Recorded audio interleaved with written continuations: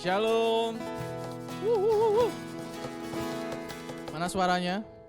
Nah, nggak kedengeran. Ya, meskipun kalian teriak keras kencang di sana, saya yakin surga juga mendengar. Amin. Yes. Sebelum kita nyembah Tuhan bareng di tempat ini, saya mau sampaikan sesuatu. Kita baca ya ayatnya di 1 Tesalonika 5 ayat 16 sampai 18. Oke. Saya bacakan ya.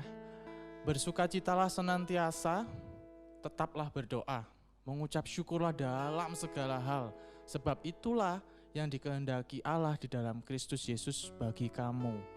Nah, waktu saya baca ayat ini, saya merenungkan bahwa Tuhan Yesus pengen kita melakukan ini semua, gak peduli apapun kondisinya. Bersukacitalah senantiasa, artinya apapun kondisinya bersukacitalah. Tetaplah berdoa, apapun kondisinya, apapun yang kalian alamin, tetaplah berdoa dan mengucap syukurlah dalam segala hal. Ini luar biasa banget. Tuhan mengerti bahwa kita seringkali mengalami banyak hal, tapi Tuhan pengen ini ya, waktu saya renungkan sukacita, bagaimana Tuhan bisa bersukacita kalau kondisinya kita lagi gak enak, atau kita lagi mengalami satu masalah yang mungkin tidak menyenangkan buat kita. Tapi saya tahu bahwa ada dua hal ya, kalau misalnya dalam bahasa Indonesia kita bersukacita atau senang gitu ya, hati-hati kita senang gitu. Tapi kalau dalam bahasa Inggris itu ada dua macam, yaitu happiness dan joy. Nah, yang Tuhan pingin kita lakukan itu enggak cuma happiness. Kalau happiness itu kamu bersukacita karena kondisi sekeliling kamu. Ada yang kasih hadiah kamu nembak pacar kamu diterima, nah itu bersukacita. Tapi karena kondisi sekitar kamu. Tapi yang Tuhan maksud di sini bersukacita itu yang dari dalam, yaitu joy. Itu hanya kita temukan ketika kita dalam hadirat Tuhan, kita terpaut sama Tuhan, hati kita tertuju sama Tuhan aja. So, jadi apapun yang terjadi di luar, kalian tetap bisa bersukacita, kalian tetap bisa berdoa, dan kalian tetap bisa mengucap syukur dalam segala hal. Amin. Kita mengucap syukur saat ini kalau kita masih boleh, kita masih bisa, meskipun kita nggak bisa berkumpul, tapi kita masih tetap bisa sama-sama lewat online service ini kita nyembah Tuhan. Dan saya percaya ketika Tuhan hadiratnya nyata di tempat ini, saya juga sangat percaya ketika teman-teman benar-benar membawa hati teman-teman untuk nyembah Tuhan, untuk meninggikan nama Tuhan di tempat teman-teman berada, hadirat Tuhan juga ada di situ nyata. Amin. Terima kasih Tuhan Yesus.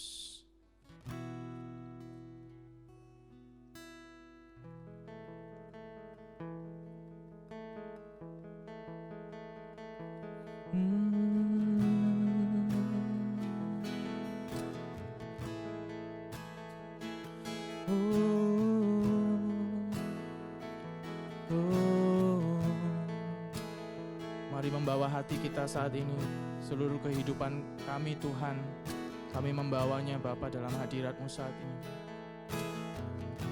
Kami menaikkan doa kami Tuhan, ucapan syukur kami Tuhan Yesus padamu.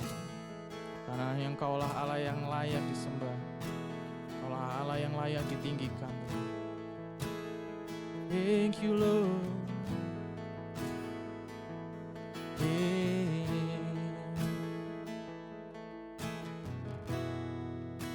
Worthy of every song we could ever sing,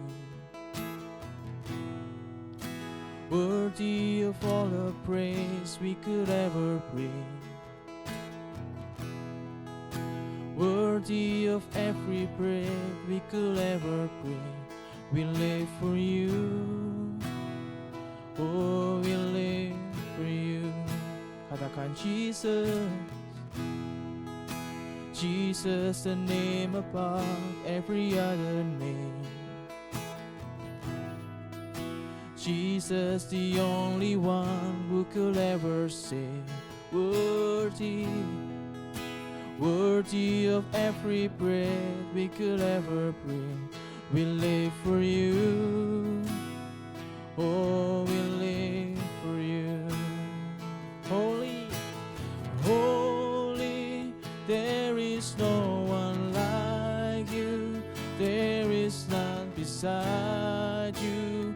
Open up my eyes in wonder. Show me who you are and fill me with your heart and lead me in your love to those around me. Oh, Jesus, the name above every other name. Jesus, the only one we could ever see. Worthy of every breath we could ever breathe. We live for you. Oh, we live for you, Lord. Holy, there is no one like you.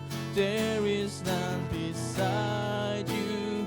Open up my eyes in wonder. Show me who you are and fill me with your heart and lead me with your love to those around me. Oh, I will worship you and you alone. And I will build my life upon your love. It is a firm foundation. I will put my trust in you alone, and I will not be shaken. I will build my life upon your love. It is a firm foundation. I will put my trust in you alone, and I will not be shaken. I will build my life upon your love. It is a firm foundation, and I will put my trust in you alone, and I will not be shaken. Holy, there is no one like you. There is none beside you. Open up my eyes in wonder.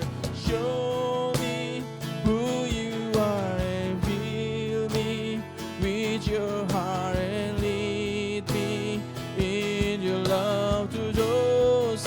Katakan holy, holy, there is no one like you. There is none beside you. Open up my eyes in wonder. Show me who you are and fill me with your heart and lead me into love to those around me. And I will build my life upon your love. It is a firm foundation. I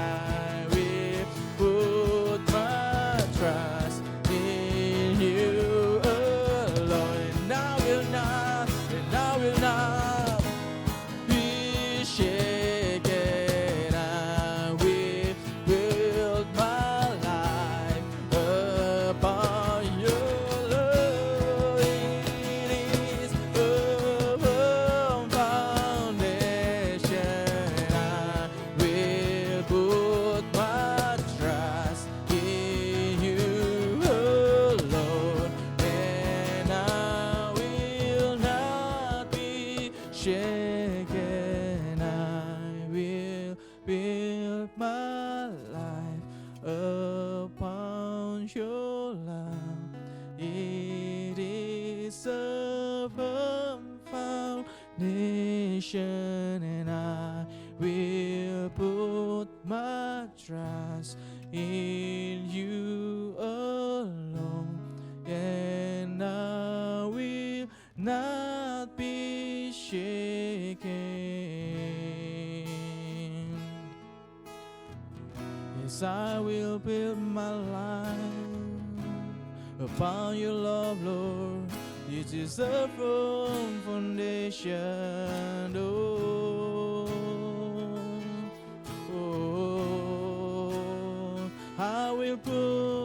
I will put my trust in you alone, God. Lord,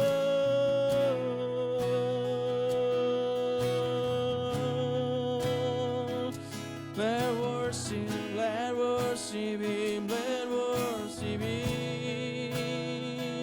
You are a strong foundation. You are my rock, Lord. I lift up my voice, I lift up my hands towards the heaven, towards the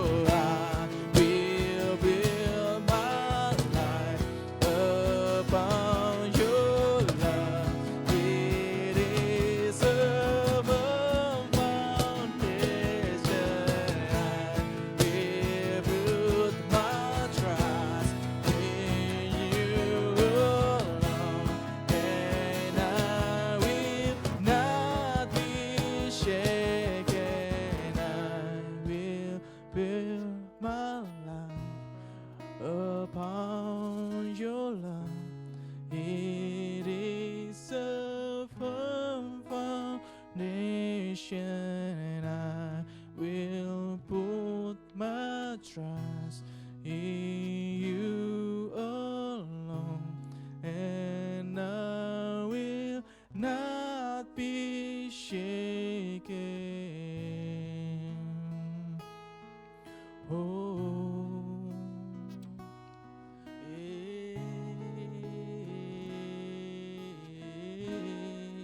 Come on, lift up your voice, lift up your hands. Dimanapun kalian berada, hadirat Tuhan nyata. Yes, I believe God, I believe in you, Lord. Kaulah Tuhan Allah yang layak untuk ditinggikan, melebihi segalanya Tuhan Yesus. Saat ini Tuhan, kami membawa hati kami yang rindu hadirat-Mu, jamahan-Mu Tuhan. Roh Kudus-Mu Tuhan menguasai setiap kami dimanapun kami berada Tuhan. Sekalipun Tuhan kami enggak satu tubuh Tuhan, sekalipun Tuhan kami enggak bersama-sama Tuhan dalam gereja Tuhan Yesus, tapi kami percaya Engkau Allah Immanuel bersama kami Tuhan, di tempat kami masing-masing Tuhan saat ini. Entah intinya Tuhan, kami mau menyembah Engkau. Apapun kondisinya Tuhan, kami mau bersuka cita. Apapun keadaannya Tuhan, kami mau terus berdoa Tuhan. Apapun Tuhan yang kami alami, kami mau terus Tuhan mengucap syukur Tuhan. Karena itulah yang Kau kehendaki untuk kami lakukan Bapa. Kau Allah yang kudus. Biarlah segala ciptaan Tuhan menyatakan kudus, kudus, kuduslah Tuhan. Haleluya. Haleluya ya Bapa. Oh, kami menyembah-Mu. Kudus, kuduslah, kuduslah Tuhan Allah semesta alam. Kudus, kuduslah, kuduslah Tuhan. Surga bumi menyembah, nyanyikan. Kudus, kuduslah, kuduslah Tuhan Allah semesta alam. Kudus, kuduslah, kuduslah Tuhan. Surga bumi menyembah. Oh, kudus, kuduslah, kuduslah Tuhan Allah, Allah semesta alam. Oh, kuduslah, kuduslah Tuhan. Surga bumi menyembah. Kudus, kudus, kuduslah, kuduslah Tuhan Allah semesta alam. Kudus, kuduslah, kuduslah Tuhan. Surga bumi menyembah. Kudus, kuduslah, oh, Allah semesta alam. Kudus, kuduslah, kuduslah Tuhan. Surga bumi menyembah. Semuanya katakan. Kudus, kuduslah, kuduslah Tuhan Allah semesta alam. Kudus, kuduslah, kuduslah Tuhan. Surga bumi menyembah. Kudus, kuduslah, kuduslah Tuhan Allah semesta alam. Kudus, kuduslah, kuduslah Tuhan.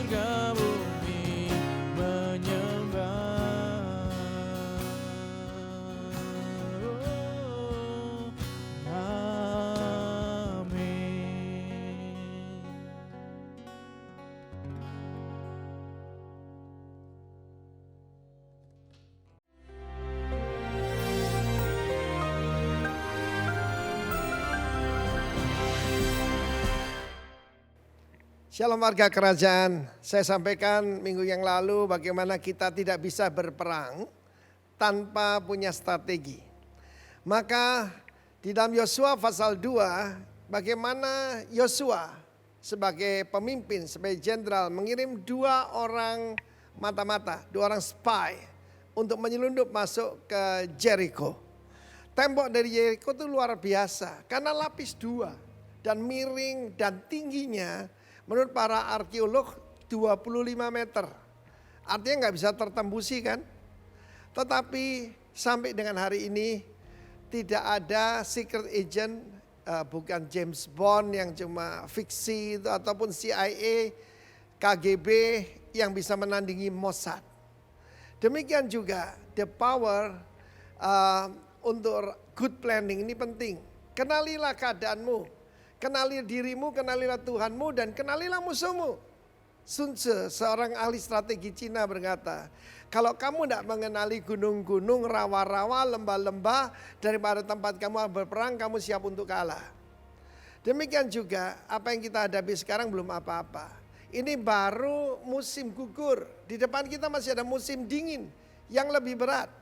Karena itu hanya umat Tuhan yang akan keluar berkemenangan.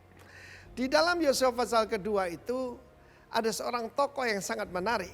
Alkitab mengatakan dalam Ibrani 11:31, karena iman maka Rahab perempuan sundal itu tidak turut binasa bersama-sama dengan orang-orang yang durhaka. Ya. Karena apa? Ada alasannya. Karena ia menyambut pengintai-pengintai itu, para spies yang 2 orang itu dengan baik. Baik ini di sini Irene, dengan shalom. Karena itu saya mau katakan the power of the right association. Kelihatannya dia yaitu dianggap pengkhianat mungkin oleh bangsanya. Dia memberikan insight, bahkan dia memberitahu apa yang dialami oleh bangsa mereka.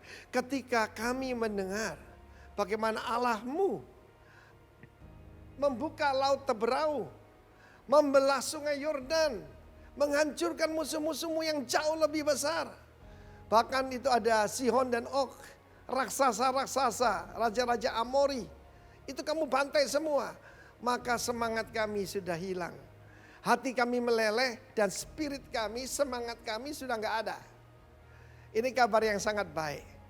The power of the right association. Saya sudah katakan berulang-ulang, ada yang lebih berbahaya daripada virus COVID-19.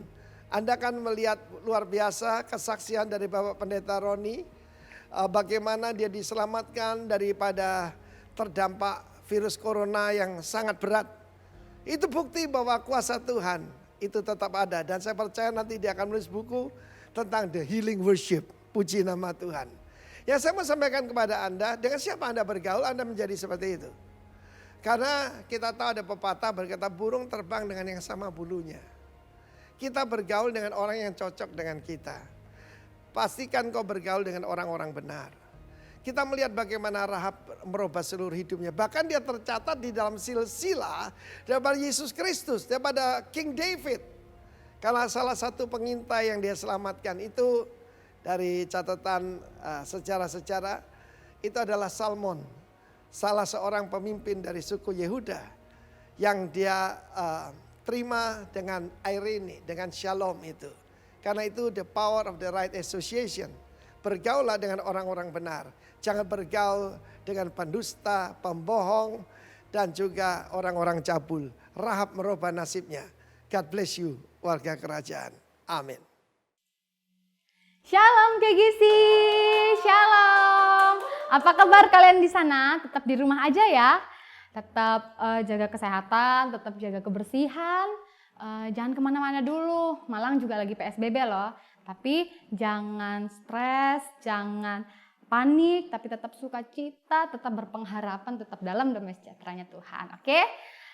Walaupun kita ibadahnya nggak bertemu secara langsung, tapi kita lewat online service, tetaplah untuk antusias untuk ibadah. Oke? Selamat mendengarkan firman. Sebelumnya aku memperkenalkan diriku dulu.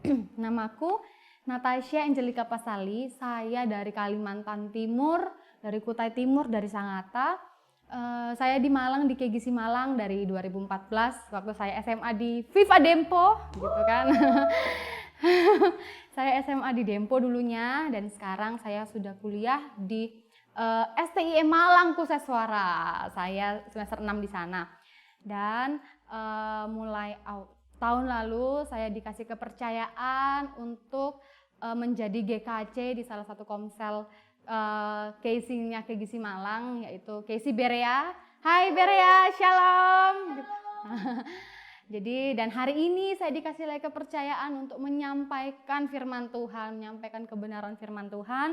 Dan aku berdoa biarlah apa yang Tuhan sampaikan lewat aku ini memberkati kalian semua, merema dalam hati kita semua, dan kita dapat mempraktekannya, karena prakteknya itu yang penting. Kalau teori pasti bisa semua gitu kan. Oke, kita masuk ke tema growing up. Sebelumnya mau review sedikit dari apa yang disampaikan Kodev tentang strategi. Jadi strategi kemarin itu identik dengan dua hal. Yang pertama adalah goal. Gitu. Jadi strategi tanpa goal atau tanpa tujuan itu nggak bisa tercapai gitu loh. Jadi auto ambiar, jadi nggak ngerti ini kita ngapain sih sebenarnya gitu kan. Yang satu ke arah mana, yang satu ke arah mana, yang satunya maunya apa, yang satunya maunya apa gitu kan. Jadi harus punya goal gitu. Yang kedua adalah plan. Jadi memang kita harus punya plan gimana caranya kita untuk mencapai tujuan yang tadi ya. Harus ada actionnya, harus ada langkah-langkahnya, yaitu plan tadi, rencana. Jadi habis yang langkah satu, apalagi nih kita harus kerjakan gitu. Jadi setiap untuk kita mencapai tujuan itu pasti ada plan yang harus kita lakukan. Nah sekarang kembali ke diri kita. Kita sebagai orang percaya, sebagai anak Tuhan Yesus gitu kan, gitu. Tujuan hidup kita ini apa sih? Gitu kan. Kadang ada orang yang ditanya tujuan hidupmu itu apa? Nah sekarang tanya diri kalian sendiri, tujuan hidupku ini apa sih gitu kan? Kadang ada orang yang menjawab bahwa ya udahlah ya pokoknya gini-gini aja, yang penting kuliah, nanti aku lulus, aku kerja, nanti menikah, punya anak, jadi kakek nenek, terus itu mati udah masuk surga gitu. Tapi ternyata Tuhan ini, tapi itu kalau masuk ya, tapi ternyata Tuhan ini memberikan kita ini tujuan yang mulia loh, satu persatu. Satu persatu Tuhan ngasih tujuan. Angel, tujuanmu di dunia itu ini. Tapi semua tujuan itu pastinya untuk menggenapi kehendak Bapa. Jadi kita di dunia ini tujuan kita. Jadi kita tuh nggak boleh sembarangan hidup guys, gitu kan. Kita ini menggenapi kehendak Bapa, gitu. Terus waktu untuk kita menggenapi kehendak Bapa, kita harus punya rencana, yaitu menyelesaikan pekerjaannya Bapa. Jadi tadi kan tujuannya itu menggenapi kehendak Bapa nih. Nah, plannya kita ini, langkah-langkahnya itu adalah kita menyelesaikan pekerjaannya Bapa, gitu. Jadi nggak ada lagi yang bilang, aduh hidupku ya gini-gini aja, aku ini nggak berarti dan sebagainya. Hei, kalian semua itu berarti, kalian semua itu berharga, karena apa? Kalian tuh punya, kalian ini megang tujuan loh. Megang visi yang daripada Tuhan. Jadi tanya sama Tuhan, Tuhan mau aku untuk ngapain sih gitu. Karena memang untuk mencapai itu, untuk menggenapi kehendak Bapa pun kita harus pakai caranya Tuhan sendiri. Nggak bisa pakai caranya kita, karena kita melakukannya pun walaupun kita yang melakukannya. Karena walaupun kita yang melakukan, kita harus dalam tuntunannya Roh Kudus gitu kan. Nah, how to do-nya ini gimana? How to do-nya, langkah-langkahnya ini seperti apa? Jadi ada langkah-langkah dasar, tapi Tuhan tuh pengen banget untuk kita lakukan gitu kan, untuk kita mengalami hal ini. Di Efesus 4 ayat 15 yang berbunyi, tetapi dengan teguh berpegang kepada kebenaran di dalam kasih, kita bertumbuh. Tuhan tuh mau kita ini bertumbuh. Bertumbuh kemana? Bertumbuh dalam apa? Bertumbuh dalam segala hal ke arah Dia. Ke arah Dia ya, Dia Tuhan, bukan pacar kita, bukan orang tua kita gitu. Ke arah Dia yaitu Kristus yang adalah kepala. Jadi kita ini benar-benar harus mengikuti, harus menggenapi apa yang kepala mau, apa yang Tuhan mau. Kalau tubuh jasmani kita ya, itu Kristus itu bagaikan otak yang memerintahkan setiap anggota tubuh yang lain. Kita ini sel-sel tubuh yang lain gitu. Jadi kita karena apa sih? Kita ini tubuh Kristus gitu kan. Saya tubuh Kristus, kalian pun tubuh Kristus. Kita ini satu di dalam Kristus. Jadi kita harus menaati apa yang Kristus mau. Tubuh-tubuh kita ini harus tunduk otoritas dari si otak ini gitu kan. Nggak bisa jantung seenaknya sendiri. Otak-otak aku mau tak istirahat ya, aku tak berhenti dulu ya, otomatis mati kan semua tubuh kita gitu. Atau kaki bilang aku nggak mau istirahat, yang padahal yang lainnya pengen istirahat nih siang-siang, tapi si kaki bilang ini kan masih siang, aku masih kuat, aku masih mau jalan-jalan ke mall gitu. Terus dia jalan-jalan sendiri, si kaki kan horor gitu kan. Nah, kita jadi tubuh Kristus itu jangan horor guys gitu ya, jangan jalan-jalan sendiri, tetap melekat gitu kan, tetap melekat sama yang punya tubuh yaitu Kristus gitu, jangan horor gitu kan.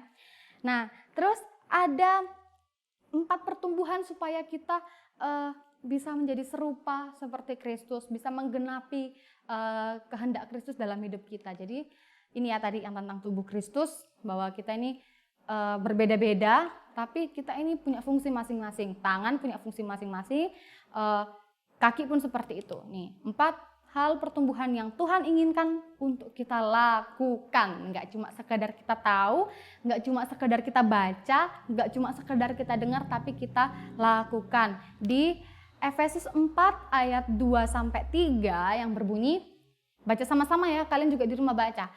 Hendaklah. Nah, hendaklah ini berbicara tentang perintah.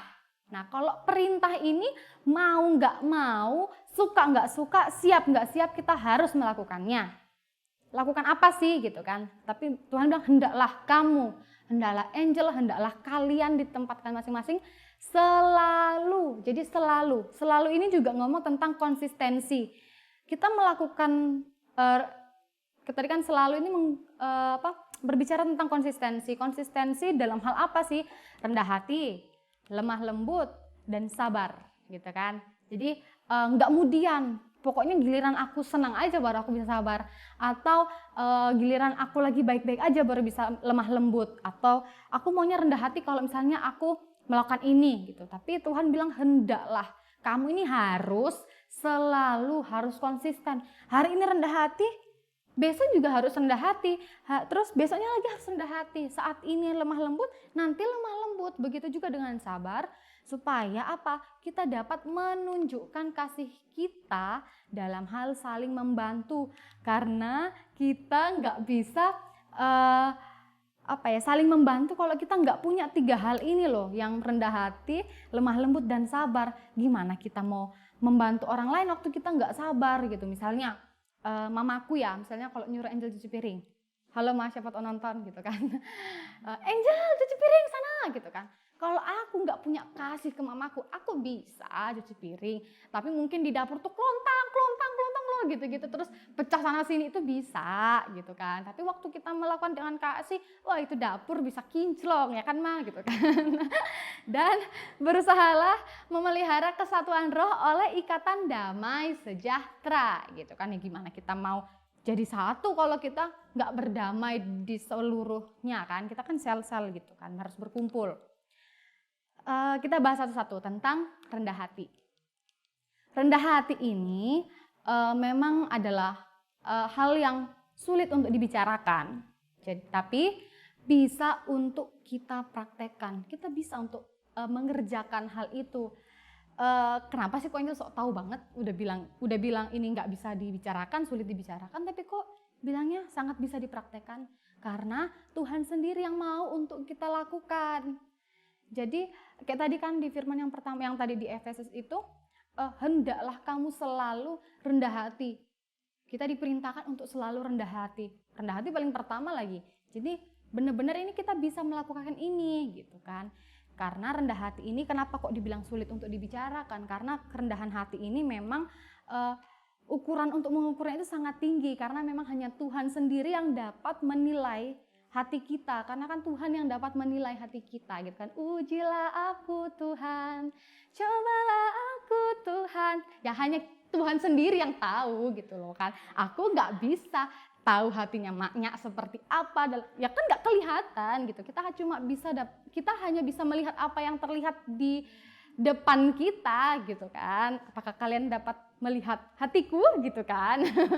Nggak bisa gitu kan. Hanya Tuhan yang tahu, hanya Tuhan gitu kan. Terus kalau menurut KBBI ya, ini definisi menurut KBBI, tapi kalau sesungguhnya memang rendah hati ini adalah hal yang sulit untuk dibicarakan sebenarnya. Kalau di KBBI itu rendah hati adalah sifat yang tidak sombong atau tidak angkuh. Gitu. Dia nggak sombong, dia nggak angkuh. Tapi kalau menurut Alkitab, Filipi 2 ayat 3, orang yang rendah hati itu tidak mencari kepentingan sendiri. Dia ini tidak memanfaatkan sesamanya supaya dia ini bisa sukses. Dia nggak nipu orang lain gitu kan. Pokoknya gimana caranya aku nih harus, pokoknya kalau misalnya di pekerjaannya, mau dia injak temannya satu sama lain, yang penting dia naik jabatan gitu kan. Jadi nggak gitu, dia tidak mencari kepentingan sendiri atau mencari puji-pujian yang sia-sia gitu. Jadi ternyata tadi malam aku juga bernyari sih, puji-pujian yang sia-sia itu seperti apa sih? Mencari puji-pujian yang sia-sia itu waktu kita melakukan apa saja yang tidak mengindahkan etika hidup atau mencemooh Tuhan. Nah, mencemooh Tuhan. Jadi waktu kita melakukan segala sesuatu yang istilahnya kan kita ini kan perwakilan Kristus kan. Kita ini tubuh Kristus. Waktu kita melakukan segala sesuatu yang tidak mencerminkan Kristus, nah itu kita sedang mencari puji-pujian yang sia-sia. Contohnya gini, kita ini Kristen gitu kan, kita ini Kristen, tapi kita itu yang tapi kita masih kompromi dengan dosa. Misalnya kita mau diajak ke klub, dugem-dugem gitu, ikut, terus free sex, jalan gitu. Tapi kita ini cuma bilang, ya aku memang Kristen, tapi kan dosa aku sendiri, kalian ini kan nggak perlu tahu. Nah, supaya orang lain bilang, ya dia tuh sebenarnya Kristen sih, cuma dia tuh nggak apa-apa kok diajak kayak gitu, dia tuh orangnya baik. Nah, itu puji-pujian yang sia-sia, waktu kita mencemooh Tuhan, kita nih nggak taat sama Tuhan. Nah, tapi Tuhan bilang, kita tuh orang yang rendah hati, yang tidak mencari kepentingan sendiri atau puji-pujian yang sia-sia. Tapi sebaliknya, kita ini hendaklah dengan rendah hati yang seorang menganggap yang lain tuh lebih utama daripada dirinya sendiri. Jadi memang orang yang rendah hati ini dia ini sudah selesai dengan dirinya sendiri. Kalau di Encounter ada sesi yang namanya gambar diri. Buat kalian yang penasaran, silakan mendaftar di Encounter yang berikutnya gitu kan. Tunggu sampai pandemi ini berakhir, kita sama-sama Encounter gitu kan. Menganggap diri seorang lain tuh lebih utama. Jadi dia ini sudah ngerti bahwa aku ini bernilai gitu loh. Nilaiku ini tetap utuh di hadapan Tuhan, tetap single. Yang single katakan amin. Ya kan? Single, utuh. Ya, yang masih nggak ngeh lagi ikut KSC gitu ya sama maknya. Promosi banyak di sini. Kayak gini, waktu kita berjalan nih, yang semua anggota badan kan ikut gitu kan, semua punya nilai masing-masing. Yang jalan ini, yang bergerak ini kaki, tapi mata pun ikut jalan, maksudnya ikut punya nilai yang sama, dia juga harus melek gitu kan, harus ngelihat. Kalau kita matanya nutup gini terus kita jalan, ya nabrak gitu kan. Tapi kalau misalnya, tapi kan nggak mungkin kita jalan pakai mata gini kan. Kadang-kadang orang bilang makanya jalan tuh pakai mata gitu. Ya gimana ya jalan pakai mata gitu kan. Jadi bener-bener si mata bilang, alah dasar, kalau misalnya aku nggak melek kan kamu bisa kesandung ya. Memang, cuma ya udah gitu kan, kita punya porsinya masing-masing. Ada satu sisi kita bilang, oh harus ini yang mengerjakan hal itu, harus dia yang mengerjakan ini dan sebagainya gitu kan. Terus yang kedua tentang lemah lembut. Jadi lemah lembut ini berbicara tentang attitude guys, tentang integritas kita, tentang attitude. Jadi sebenarnya lemah lembut ini tidak ada hubungannya sama sekali dengan logat. Kalau tentang logat, saya tidak masuk, saya tidak bisa bertumbuh dalam hal ini karena saya, ya seperti yang kalian tahu ya, ketawanya saya aja seperti wow gitu. Yang dekat dengan saya pasti kalian tahu ya kan. Jadi memang lemah lembut ini tidak ngomong tentang logat, bukan tentang logat tapi tentang attitude. Dan orang yang lemah lembut ini enggak yang oh iya baik, aduh ya kalian bisa muntah lah kalau lihat saya seperti itu setiap hari gitu kan. Jadi tapi orang yang lemah lembut ini orang yang tegas loh guys, tegas. Dia nggak kompromi sama dosa sama sekali, tapi dia dapat mengendalikan dirinya. Waktu dia melakukan kebenaran, tidak kompromi dengan dosa. Jadi dia ini memegang kebenaran firman Tuhan ya, bukan kebenaran yang lain, dengan benar-benar. Jadi waktu dia melakukan atau menyatakan kebenaran, dia bisa mengendalikan dirinya. Dia dapat menyampaikan kebenaran itu dengan baik, dengan benar. Bagaimana dia harus ngomong sama atasannya. Kalau misalnya, kamu udah nulis nota kosong aja, nanti kita bagi 2. Nah gimana caranya dia menyampaikan hal itu? Nggak yang langsung, nyahlah kau iblis, kan nggak mungkin gitu kan. Langsung auto dipecat kalian kalau kayak gitu. Gitu. Jadi kalau menurut KBBI, lemah lembut itu orang yang baik hati. Dia nggak pemarahan, dia bisa marah gitu kan. Dia bisa marah, cuma nggak pemarahan. Dia ini orangnya ramah. Terus itu kalau di Matius 11 ayat 29, ini Tuhan Yesus yang ngomong ya. Pikulah kuk yang kupasang dan belajarlah kepadaku. Karena memang teladan kita yang paling top, yang paling daebak, itu yang harus kita jadikan panutan itu memang Tuhan Yesus. Karena Tuhan Yesus ini lemah lembut, dan arti lemah lembut di sini adalah praus atau sopan. Nah, jadi benar-benar tentang etika kita, gimana kita menyampaikan kebenaran dengan cara yang baik gitu, dan rendah hati dan jiwamu akan mendapatkan ketenangan. Terus yang ketiga adalah tentang kesabaran. Mungkin kalian bertanya-tanya lah ya, kok Angel ini munculin KBBI mulu gitu kan? Ya karena jujur awalnya aku nggak ngerti sabar ini seperti apa. Waktu aku tahu kata sabar, yang terlintas dalam pikiranku adalah orang yang sabar adalah orang yang pendiam, orang yang nggak bisa marah waktu dia diganggu, dibully, atau orang yang nggak bisa nangis waktu dia disakiti. Ternyata enggak. Orang yang sabar itu orang menurut KBBI ya, orang sabar itu adalah orang yang tahan menghadapi cobaan. Yang seperti yang disampaikan Cejoan ya 3 minggu lalu. Orang yang sabar itu orang yang tekun. Dia ini tekun. Dia melakukan segala sesuatunya itu dengan sabar. Orang yang sabar ini bisa marah guys. Cuma dia tidak lekas marah. Tuhan Yesus itu sabar banget. Panjang sabar. Tapi sepanjang-panjangnya sabarnya Tuhan, dia tetap bisa marah. Berapa kali di Alkitab dicatat Yesus tuh marah. Waktu di bait Allah.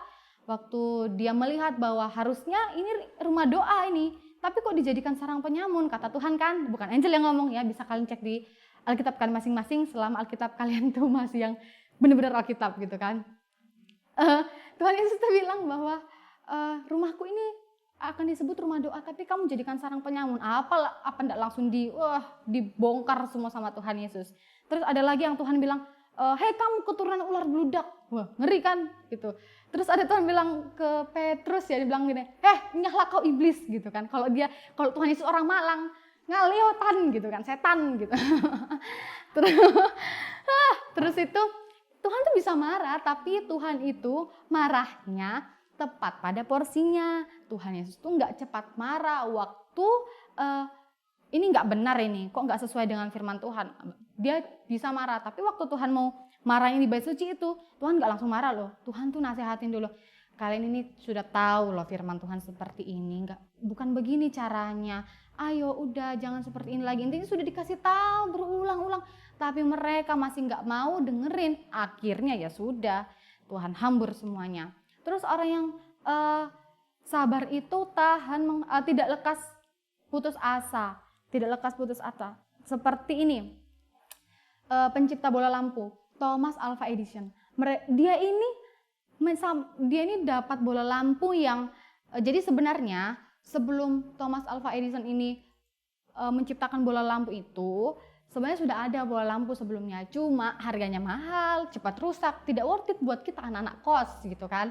Jadi dia ini membuat bola lampu yang murah gitu, terus tuh nggak cepat rusak, udah gitu bisa dijual untuk kalangan umum gitu kan.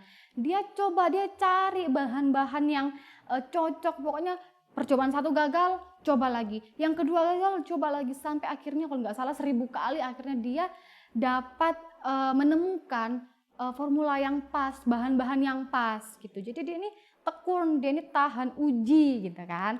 Terus orang yang sabarin tidak lekas patah hati. Hello buat kalian. Jangan lekas patah hati gitu kan. Supaya tidak lekas patah hati, tetap tenang dalam menggebet gitu kan. Jangan tergesa-gesa membangun hubungan supaya hati kalian tidak cepat patah gitu kan. Terus orang yang sabar itu tidak terburu nafsu. Kalau menurut Alkitab di Kolose 3 ayat 13, Tuhan Yesus minta bahwa sabarlah kamu terhadap yang lain. Nah, kalau Tuhan bilang sabarlah kamu terhadap yang lain, hal ini kita dapat temukan di komunitas. Kita nggak bisa sabar dengan yang lain waktu kita sendirian aja di kamar gitu kan. Sendirian aja, pokoknya apa-apa sendirian, antisosial gitu kan. Kecuali sekarang lagi social distancing. Tapi kan kita masih bisa berhubungan via Zoom, WhatsApp, online service gitu kan. Dan ampunilah seorang akan yang lain. Jadi orang yang sabar ini dia terus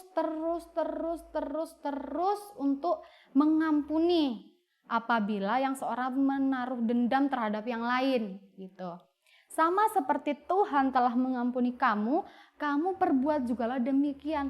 Ingat bahwa kita ini adalah tubuh Kristus. Kita harus melakukan apa yang Kristus perintahkan, apa yang Kristus lakukan, kita harus melakukan itu. Katanya kita ini adalah rock, representative of Christ's kingdom.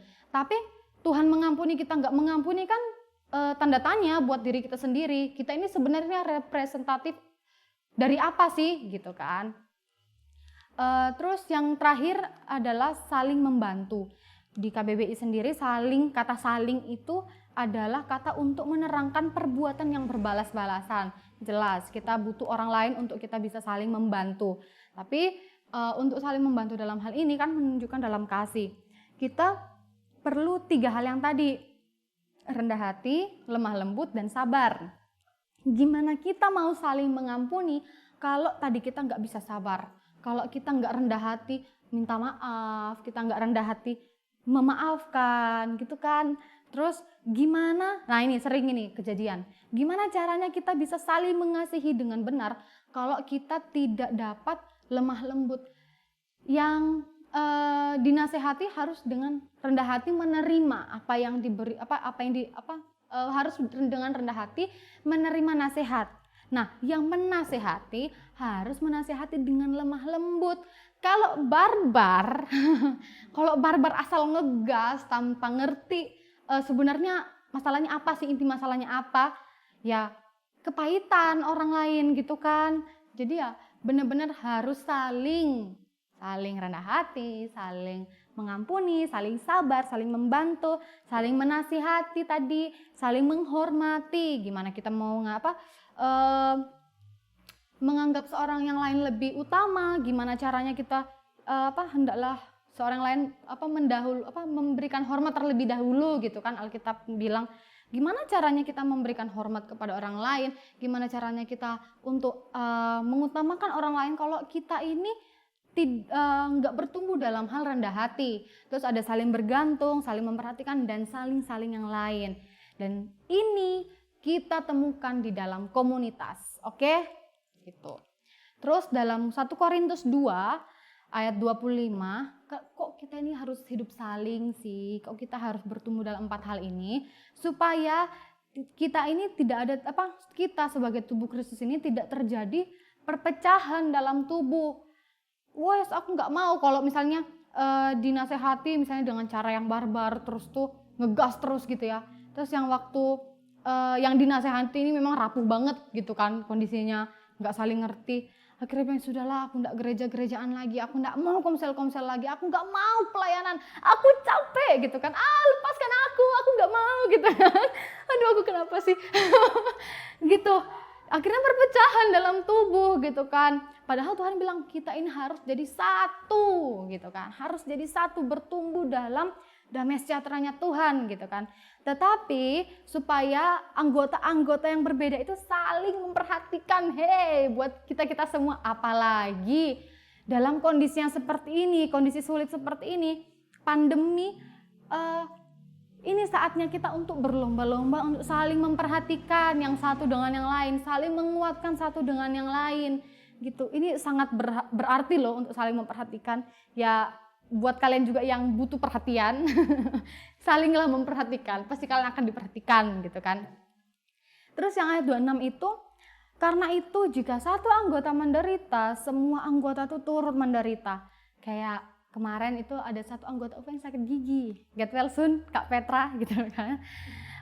Yang sakit nih gigi, yang bermasalah nih gigi, tapi itu efeknya tuh kemana-mana.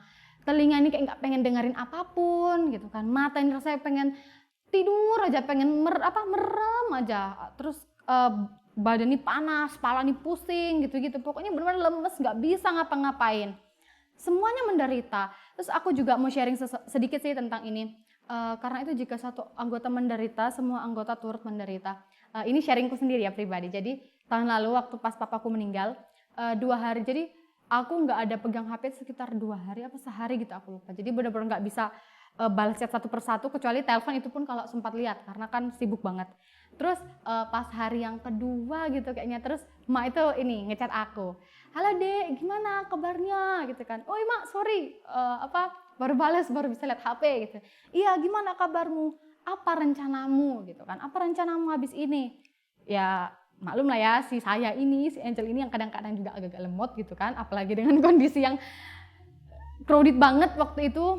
Aku bilang, oh iya mak, paling ini mau dikuburnya 2 hari lagi, terus nanti seminggu aku izin dari kampus untuk balik dulu, nemenin mamaku sama adik-adikku ke sana, terus nanti aku balik Malang lagi. Loh bukan itu, katanya emaknya, kamu tetap lanjut kuliah kan, kamu tetap ini kan di Malang.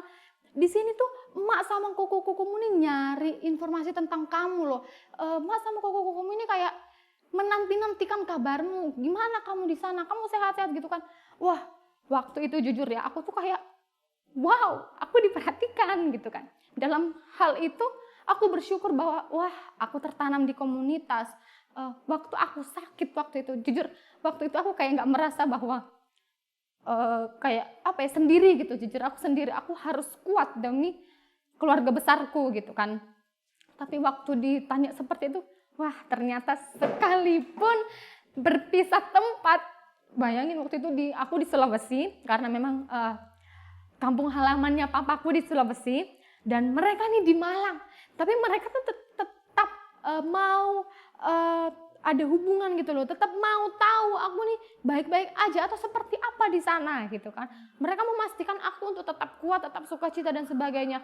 Wah, pokoknya dalam proses itu komunitas tuh sangat penting buat kalian yang belum berkomunitas. Aduh, harus punya komunitas. Kalian harus tertanam di rumah rohani, harus masuk ke dalam komsel. Karena hal-hal yang seperti ini nggak bisa kita temukan cuma di ibadah raya. Kita nggak bisa tahu, kita nggak bisa saling gesek satu sama lain. Gimana kita mau menggenapi firman Tuhan yang di Amsal bahwa besi menajamkan besi, sesama menajamkan orang menajamkan sesamanya. Kalau kita nggak masuk dalam hal ini di ibadah biasa, di ibadah raya, di hukus, kita nggak ngerti, oh Angel ini orangnya kalau misalnya sudah ketawa ini, wah bener-bener lepas kayak dunia milik sendiri. Kita nggak bisa tahu maknya yang misalnya di depan itu menjelaskan, menerangkan firman Tuhan seperti apa. Kalian nggak tahu kalau misalnya kita baru masuk hugos gitu, jurnal, wow, dengan suaranya menggelegar tuh kan nggak tahu karakternya maknya. Waktu kita di grup atau waktu ketemu, wah kalian harus masuk komunitas gitu, karena kita nggak bisa bertumbuh waktu kita nggak tertanam dalam komunitas gitu. Dan 4 hal ini memang hanya kita temukan di komunitas. Kalau di ibadah mah luar-luarnya doang gitu kan. Terus jika satu anggota dihormati, semua anggota turut bersukacita. Waktu ada yang wisuda misalnya, ada yang wisuda tuh sekalipun kita tidak datang ya, waktu karena kesibukan masing-masing. Kayak kemarin waktu aku masih SMA, aku nggak bisa datang karena aku sekolah. Waktu aku kuliah, aku nggak bisa datang karena aku kuliah. Tapi waktu aku kuliah, waktu aku di kelas, ya jangan dicontoh ya, memang nakal sih. Aku lihat HP nih, aku lihat HP. Aku lihat grup, waktu di grup itu sudah ada satu foto di-share waktu di wisuda. Wah, itu rasanya juga senang loh guys. Aku sampai senyum-senyum sendiri. Mungkin teman-temanku bilang, Angel ini kenapa gitu kan. Itu satu grup kayak Gizi Malang tuh bersuka cita waktu kita ada yang ulang tahun. Bener-bener yang kayak semua tuh merasakan sukacitanya.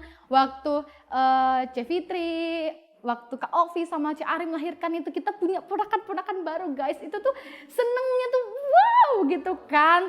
Nah itu loh waktu kita jadi satu dalam tubuh Kristus di dalam komunitas tuh. Nah, memang 4 hal ini memang bener-bener deh harus ikut komsel. Ih, gemes aku. Jadi yang belum ikut komsel, ayo tanya di Instagramnya kayak Gizi Malang, kayak Gizi_GCC gitu. Kalian chat di situ, kalian bisa DM. Kak, komsel mana nih yang dekat wilayahku? Aku mau komsel di mana nih gitu kan? Atau kalian bisa komen di live chat ini gitu kan? Terus di Efesus 4, kenapa sih kok kita harus bertumbuh dalam 4 hal itu? Supaya kita semua ini loh, gak cuma aku, gak cuma Kodev, gak cuma Celani, gak cuma Koyo, Ko Alek atau setiap leader aja. Tapi aku dan kita semua ini mencapai kesatuan iman dan pengetahuan yang benar tentang anak Allah, kedewasaan penuh. Nah kalau kita mau dewasa ya pasti ada hal yang harus kita lakukan, bertumbuh yang tadi itu loh. Dan tingkat pertumbuhan yang sesuai dengan kepenuhan Kristus sampai kita ini bukan lagi anak-anak, kita bertumbuh gitu kan. Terus tetapi ayat 15, dengan teguh berpegang pada kebenaran di dalam kasih, kita lagi-lagi bertumbuh dalam segala hal.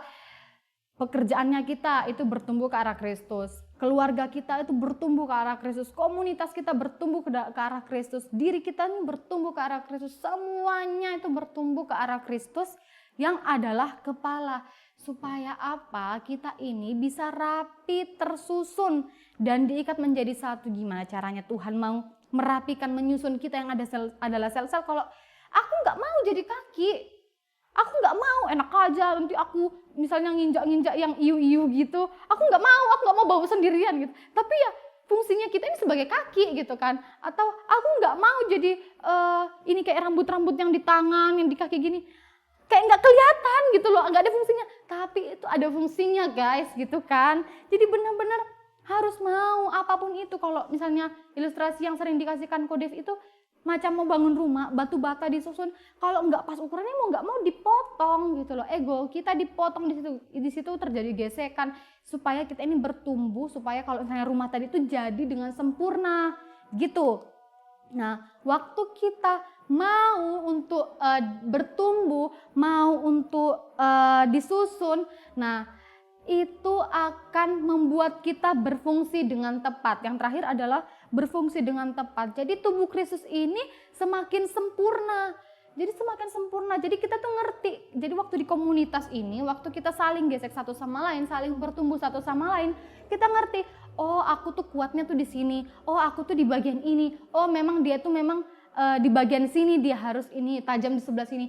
Jadi benar-benar kita berfungsi dengan tepat supaya balik lagi kita ini dapat menggenapi kehendak Bapa di dalam kehidupan kita. Gimana kita mau menjadi bukti kebesarannya Tuhan seperti yang lagu Hidupku menggenapi firman-Mu, tanda mujizat sertai tiap langkahku. Kau bersamaku di dalamku, jadi bukti kebesaran-Mu. Lah gimana kita mau jadi bukti kebesarannya Tuhan? Bagaimana kita mau jadi representative of Christ Kingdom kalau kita nggak berfungsi dengan tepat sesuai dengan apa yang Tuhan mau dalam hidup kita untuk kita menggenapi kehendak Tuhan. Jadi buat kita semua nggak ada lagi yang untuk ragu-ragu untuk terlibat dalam pertumbuhan ini. Jadi benar-benar ini dasarnya loh Rek. Ini dasar, kita harus bertumbuh dalam hal-hal ini dulu, baru kita dapat berfungsi dengan tepat supaya kehendak Bapa ini terjadi dalam kehidupan kita. Jadi buat kalian semua yang masih aku ikut ini enggak ya, komunitas enggak ya, tapi aku enggak mau deh, nanti di sana aku menyakiti atau nanti aku disakiti, udahlah enggak mau aja. Jangan gitu, jangan nanggung. Kalau memang kita mau benar-benar berfungsi, mau menggenapi kehendak Bapa dalam hidup kita, kita harus benar-benar nyemplung seutuhnya. Semuanya ini harus benar-benar mau bertumbuh. Karena di daerah yang abu-abu itu iya enggak itu enggak enak, guys. Jadi hidup kita ini enggak maksimal. Supaya apa sih kita berfungsi dengan tepat? Jadi waktu Tuhan bilang, ayo pulang, tugasmu sudah selesai. Jadi waktu kita pulang itu ke rumah Bapa, wah hidup kita ini rasanya full, puas banget. Karena kita menggenapi kehendak Bapa dalam hidup kita. Jadi gitu ya guys, 4 hal ini harus kita praktekkan dalam kehidupan kita sehari-hari, dalam hidup berkomunitas. Jadi itu tentang growing up. Aku berdoa buat setiap kita sama-sama menangkap firman Tuhan ini dan merema yang tadi harus kita praktekkan. Tanpa praktek kita nggak mungkin lah kalau misalnya, jadi jangan sekedar teori, oh aku tahu kehendak tujuannya Tuhan dalam aku adalah untuk menggenapi kehendak Bapa. Tapi ya sekedar tahu aja tuh nggak bisa gitu kan. Kita harus melakukan yang tadi. Yang waktu itu dibilang knowledge aja nggak cukup. Kita harus melakukan, kita harus do something gitu. Harus melakukan, kita harus berani melangkah. Ingat, jadi harus berani melangkah supaya kita bertumbuh. Lagi-lagi supaya kita ini bertumbuh. Jangan mau jadi Kristen anak-anak yang baru disenggol dikit, oh aku gak mau gereja-gerejaan, aku sakit hati, aku tuh gak bisa diginiin. Jangan kayak gitu. Waktu kita digesek satu sama lain, bersyukur. Jangan protes, bersyukur. Oke, terima kasih karena Tuhan sudah izinkan aku untuk berproses. Tuhan izinkan aku untuk bertumbuh. Bersyukur, tapi juga harus mengampuni walaupun kita digesek ya. Jadi nggak yang tiba-tiba, udah nggak mau gereja-gerejaan lagi. Udah, tiba-tiba di WhatsApp, Angel Life Group. Nggak gitu kan. Tapi ya benar-benar harus, kalau misalnya sesuatu ya dikomunikasikan. Yang tadi melatih pertumbuhan dalam hal lemah lembut, rendah hati itu pokoknya ini harus kita lakukan seumur hidup. Nggak bisa sabar untuk hari ini aja terus besok nggak sabar, nggak bisa. Kayak misalnya kesabaran anak kuliah, sabar nih nemuin dosennya untuk dia bimbingan skripsi, di PHP lah, pokoknya nggak dibalas dosennya lah, pokoknya akhirnya nanti dia wisuda. Nah waktu dia wisuda, dia lulus, dia harus sabar lagi nyari pekerjaan, dia apply semua CV-nya ke perusahaan yang pokoknya hampir semua perusahaan dia apply semua CV-nya. Dia harus sabar menanti, dia harus nyari. Nah begitu dia dapat, intinya kan tadi dia udah berhasil di kesabaran dalam waktu dia mengerjakan skripsi. Terus waktu dia dapat pekerjaan, dia berhasil dalam kesabaran untuk mendapatkan pekerjaan. Tapi kesabarannya terus dilatih mungkin dengan orang tuanya, dengan teman sekomselnya, dengan teman-teman dalam pekerjaannya. Waktu misalnya ya dia mau naik jabatan, ada sesuatu yang harus dia kerjakan dengan tekun, dengan sabar. Terus waktu dia sudah mapan nih ya, waktunya dia menemukan pasangan hidup. Dengan sabar dia menemukan, dia ikut kelas KSC supaya teorinya dia dapat dan akan dipraktekkan. Dia menanti, dia menunggu, dia minta sama Tuhan dengan kesabaran yang penuh. Terus singkat cerita, dia nemu pasangan hidupnya, dikasih Tuhan yang sepadan. Seiman aja nggak cukup guys, harus sepadan gitu kan. Dalam hal itu dia kesabarannya sudah oke, saya centang 1 gitu kan. Nah waktu sekalipun dia sudah menikah pun ya pasti ada lagi. Pokoknya ini benar-benar ujian seumur hidup dan harus kita lakukan. Oke? Are you ready guys? Ready? Oke, Tuhan Yesus memberkati. Oke. Aku mau berdoa buat kita semua ya. Ayo kita sama-sama berdoa. Tuhan, terima kasih kalau hari ini Tuhan izinkan kami untuk kami dapat mengerti isi hati-Mu Tuhan, untuk kami dapat mengerti keinginan-Mu dalam kehidupan kami.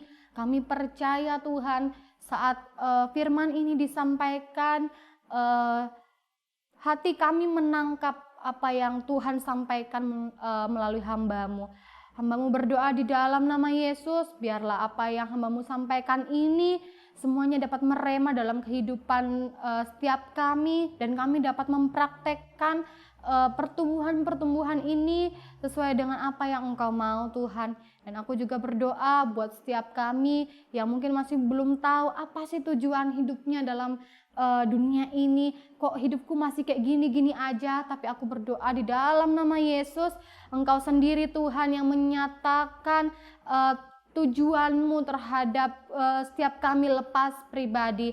Aku percaya Engkau yang melalui setiap kami yang memberikan kami hikmat supaya kami mengerti apa sih tujuan kami secara pribadi dalam dunia ini, supaya kami dapat berfungsi dengan tepat sebagai tubuh Kristus.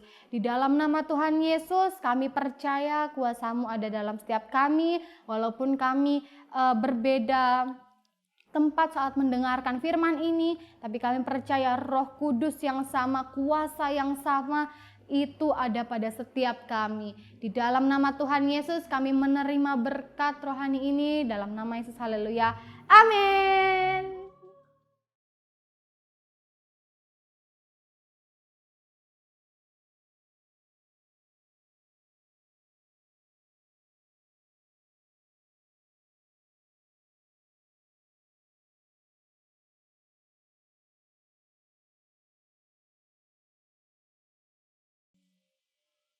Oke, gereja Tuhan, kita sudah mendengarkan firman Tuhan dan simpan dalam hati kita, renungkan dengan baik-baik, dan kita percaya firman Tuhan itu sanggup memberikan kekuatan kepada kita, sanggup memberikan sukacita dalam keadaan apapun, karena firman Tuhan itu adalah Kristus itu sendiri.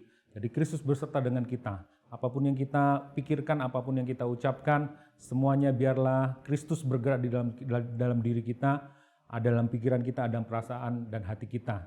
Sehingga kita bisa memandang situasi, kondisi ini dengan mata seperti mata Yesus memandang. Nah, mari kita bersama-sama kita menerima berkat Tuhan.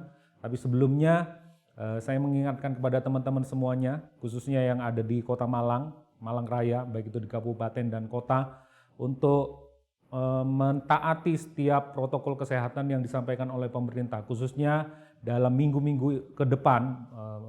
Malang Raya akan mengalami PSBB, situasi seperti ini. Teman-teman semuanya sebagai warga negara yang baik kita perlu mendukung. Jadi lebih mengurangi waktu-waktu keluar kalau itu tidak penting. Jadi lebih banyak di rumah dan lebih memperhatikan protokol kesehatan ketika ada di muka umum, di depan umum, di tempat yang ramai. Itu saja, kita akan menerima berkat Tuhan. Tuhan memberkati kita semuanya, kita satukan hati kita. Tuhan memberkati gereja Tuhan dimanapun engkau berada. Tuhan memberkati dengan berlimpah-limpah, jasmani dan rohanimu diberkati oleh Tuhan. Tuhan mengarahkan wajahnya kepadamu, memberikan damai sejahtera dan sukacita. Berdoa di dalam nama Tuhan Yesus, berkat yang terbaik ini turun atas kehidupan kita semuanya, khususnya di masa-masa sulit ini, sehingga hati kita tidak tawar hati kita tidak menjadi kecut hati, tapi justru sebaliknya, manusia roh kita semakin berkobar-kobar, semakin menyala-nyala di dalam Kristus. Apa saja yang kau perbuat hari ini diberkati oleh Tuhan, dengan maksud supaya engkau menjadi berkat buat orang lain. Di dalam nama Tuhan Yesus, Tuhan memberkati apa yang menjadi pekerjaanmu, apa yang menjadi mimpi-mimpimu di masa-masa sulit ini pun Tuhan berikan kreativitas ke dalam kehidupan kita semuanya, sehingga kita masih bisa mengandalkan Tuhan, bukan mengandalkan kekuatan kita sendiri. Diberkati, ada ide-ide yang baru, ada kreativitas yang baru yang Tuhan berikan di masa-masa sulit, sambil memandang kepada Kristus yang sudah menanggung semuanya. Segala perkara dapat engkau tanggung di dalam Kristus yang memberikan kekuatan kepadamu. Di dalam nama Tuhan Yesus, berkat dari Bapa, berkat dari Tuhan Yesus, dan dari Roh Kudus, ketiga yang esa dan kudus itu melingkupi kita semuanya. Terima kasih, kami mengucap syukur, kami berdoa, yang percaya bersama-sama katakan amin.